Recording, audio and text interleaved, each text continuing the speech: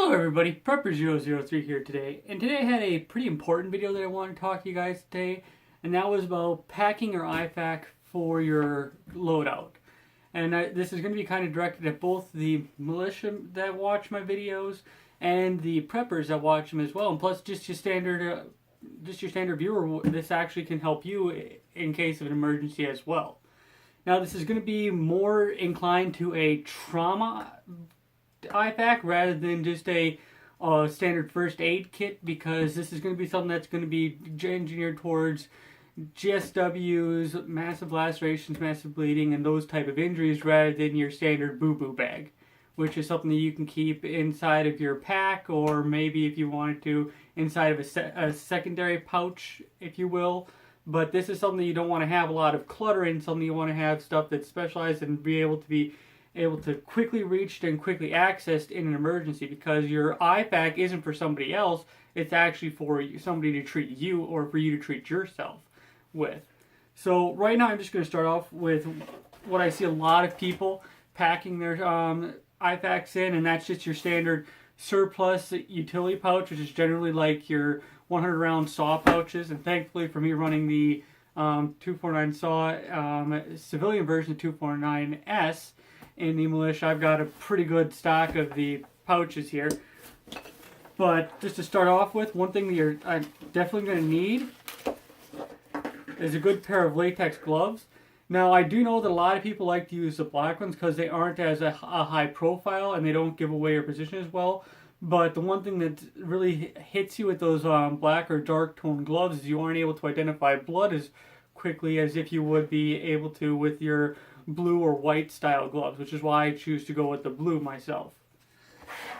Then one thing that I do keep is a soft T tourniquet. And one thing that I will say about having tourniquets on you is to, well, in your IFAK, is to have maybe one or two in your IFAK, but also have, like I have here on my DMR loadout, have extra tourniquets that are quickly able to accessed quick at hand and have them pre-staged. And what I mean by pre-staged, and right now these are just a couple of the tourniquets that I use for practice and training here, is to have them pre-staged for your leg length, and also to have the strap here pre-staged and not to have it completely blocking your windlass, because that's one thing that you're going to have to quickly access in an emergency situation. You don't want to be able to having to try to, say for example you only have one hand, you don't want to have to be trying to rip this open with one hand to try to get at your windlass because you've got everything strapped down. So just try to have it pre-staged and be ready to get onto a limb, an arm, or whatever have you. And I'm going to be putting down in the description down below a really good video and a guide to watch is Skinny Medic. I watch a lot of his videos, and I do know a little bit about the application of tourniquets to the basic EMT class that I went through back in 2012. But just one thing that I would like to have you guys do is to pre-stage your tourniquets rather than have them unstaged. In that actual situation where you need to quickly apply that tourniquet, having unstaged is going to be a couple of extra steps you're going to have to go through, which can cost vital seconds or even vital minutes, depending how actual much training you have with applying a tourniquet. Which is something that I definitely recommend, is you actually searching out, going to first aid classes, trauma classes, and actually getting that training on how to use this equipment as well. Then I'm going to go on to back onto the actual IFAK itself. Past the tourniquet, I'm going to show you here is going to be an Israeli trauma bandage, a NPA,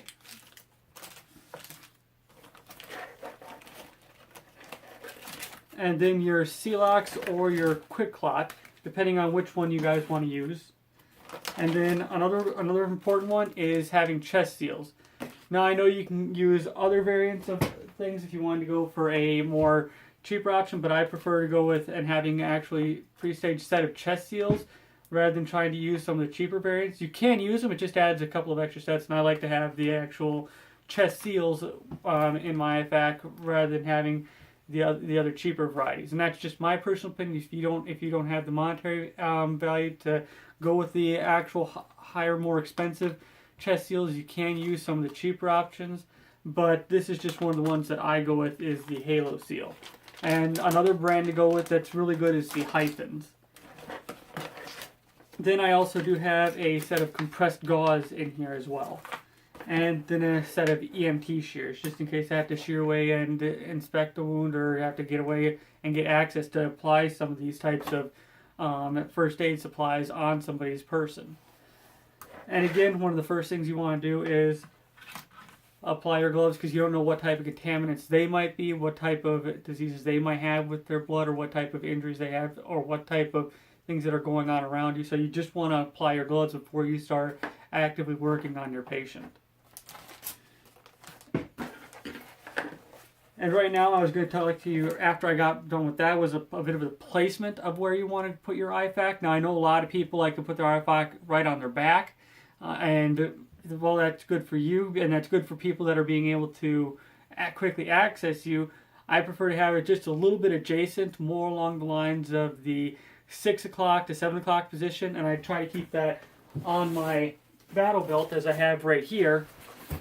Right here, and as I'm showing you right here, it's in the 249 utility pouch there, all ready to go and all pre-staged.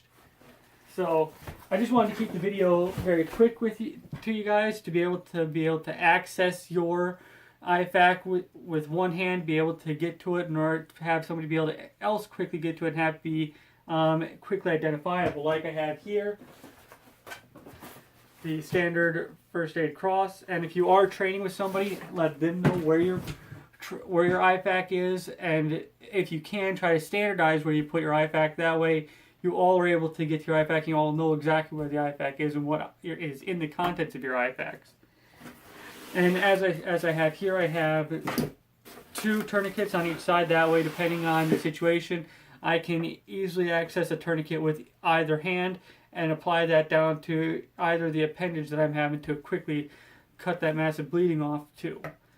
And you want to know, and like I said, you want to get the training to use all of these types of first aid, because depending on the situation, depending on, like, for example, you have a massive laceration but you don't have an arterial bleed, and you start to apply a tourniquet to it, you can in part cause more damage than you're actually trying to fix. And at that type of situation, you may want to use some type of quick clot, like I have here. We have a quick clot sponge, and then or use some compressed gauze, then use your trauma bandage to kind of seal off that major bleeding.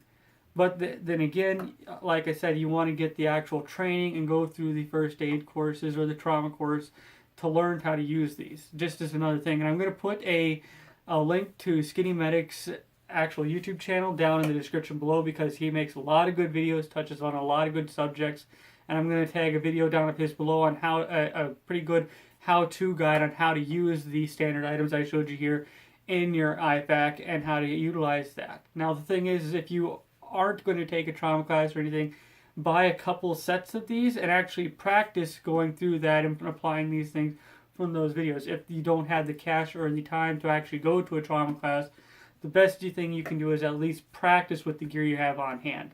So like I said, I just wanted to keep it very quick, very simple. But thanks for watching. I really appreciate you guys. If you have any other things that I didn't touch upon, you want to let somebody know, please put that down below so that other people know and that we can get this information out. Just because I know that I see a lot of militiamen and a lot of preppers have these huge, massively stuffed IFAKs where you're having a lot of different stuff, like you're having ACE bandage wraps, you're having the sunscreen, you're having aloe gel, and other things along those lines, all shoved in one pouch. That's going to be kind of a large spill when somebody's actually trying to treat you for a massive trauma injury, when you can have these things in a separate location that you don't need to have them at quick access hand. So thanks for watching. I really appreciate it. You guys have a good day. Prepper003.